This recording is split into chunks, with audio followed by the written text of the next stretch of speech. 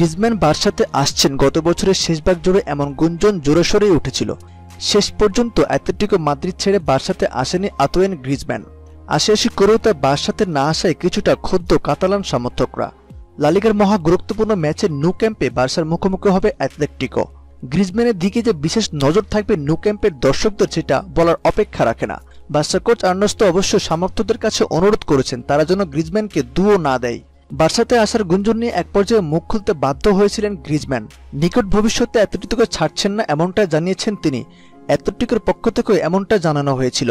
তখন তাকে দুও না দেওয়ার আহ্বান জানান ভালভার্দে। তিনি বলছেন দর্শকদের উচিত হবে প্রতিপক্ষের ফুটবলারদের নিয়ে না ভেবে নিজেদের দলকে নিয়ে ভাবা।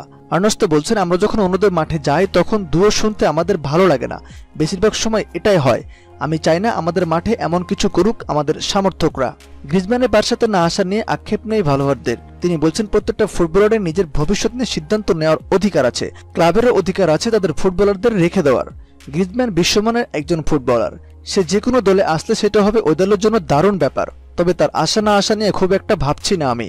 বার্সাকে হারাতে পারলে লিগ জয়ের আশা কিছুটা হলেও বেঁচে থাকবে অ্যাটলেটিকোর। এই সুযোগটা কিছুটা হাতছাড়া করতে চাইছে না অ্যাটলেটিকো কোচ দিয়েগো সিমিওনে।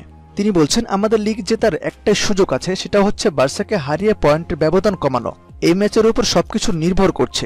তারা আমাদের চেয়ে 8 পয়েন্ট এগিয়ে আছে, তাই জয় ছাড়া অন্য কিছু ভাবছি না আমরা। আর বার্সা জিতলে 11 পয়েন্ট লিড নিবে তারা, আর এই জয়ে অনেকটা নিশ্চিত হয়ে যাবে লিওনেল মেসির লিগ শিরোপা জিতার।